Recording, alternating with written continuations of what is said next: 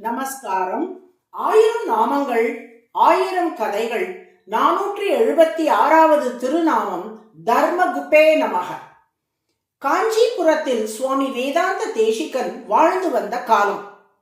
அதே காஞ்சியில் வசித்து வந்த ஒரு பிரம்மச்சாரிக்கு திருமணம் செய்து கொள்ள வேண்டும் என்ற விருப்பம் ஏற்பட்டது. ஆனால் அக்காலத்தில் மாப்பிள்ளை வீட்டார் பெண் வீட்டாருக்கு கன்யா சுல்கம் என்று செல்வத்தை அளித்துத்தான் திருமணம் செய்து கொள்ள வேண்டும் என்ற வழக்கம் இருந்தது.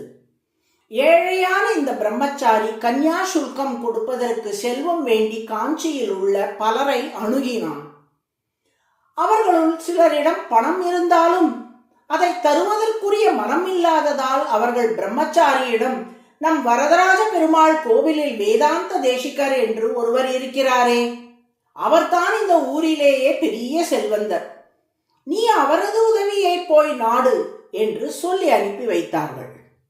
உண்மையில் சுவாமி வேதாந்த தேசிகன் பேரருளான பெருமாளையும் பெருந்தேவி தாயாரையுமே தமக்கு செல்வமாக கொண்டு வாழ்ந்து வந்தாரே ஒழிய உலகியல் செல்வத்தை எல்லாம் அவர் கையாலும் தொட்டதில்லை.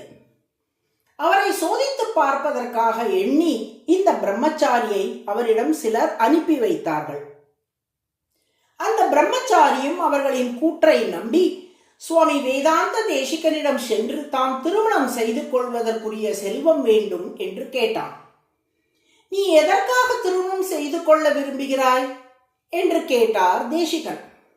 அப்போது அந்த பிரம்மச்சாரி, நான் வேதங்களை கற்றுவிட்டேன், மேற்கொண்டு அந்த வேதங்கள் கூறும் தர்மங்களை வாழ்வில் பின்பற்ற வேண்டும் என்று விரும்புகிறேன்.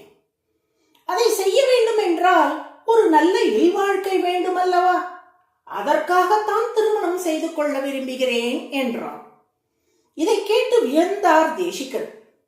வெறும் இல்லற சுகத்தில் நாட்டம் கொள்ளாமல் இறைவனுக்கு ஆராதனமான தர்மத்தை அனுஷ்டிக்க விரும்பி இவன் இல்வாழ்க்கையில் ஈடுபட விரும்புகிறானே என்று பெருமைப்பட்டார்.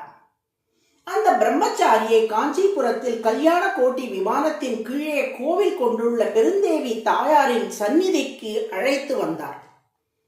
பெருந்தேவி தாயாரை குறித்து ஸ்ரீஸ்துதி என்ற அற்புதமான துதியை இயற்றி அருளினார் தேசிகன்.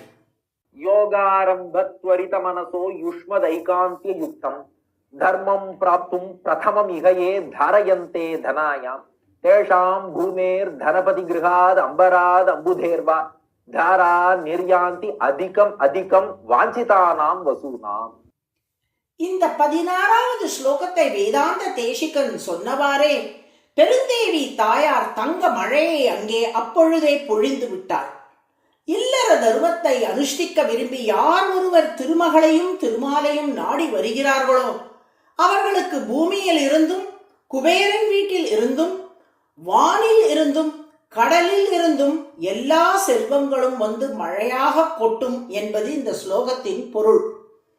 பெருந்தேவி தாயார் பொன் மழை பொழிந்த இக்காட்சி இன்றும் காஞ்சி பெருந்தேவி தாயார் சந்நிதியின் பிரகாரத்தில் சித்திர வடிவில் சித்தரிக்கப்பட்டுள்ளது.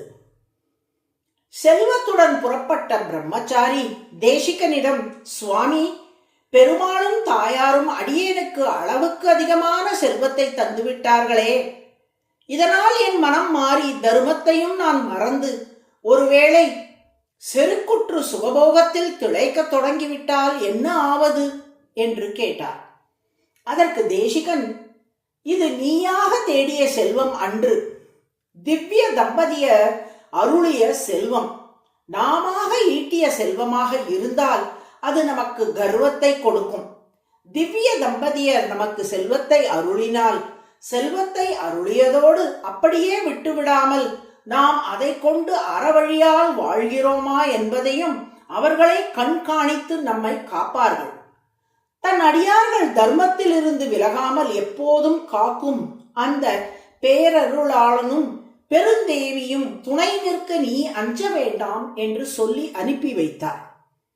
இப்படி அடியார்கள் தர்மத்திலிருந்து விலகாமல் அவர்களை காப்பதால் திருமால் தர்மகுப், அடியார்களை தர்மத்திலிருந்து விலகாதபடி காப்பவர் என்று அழைக்கப்படுகிறார். அதுவே சஹஸ்ரநாமத்தின் 476வது திருநாமம்.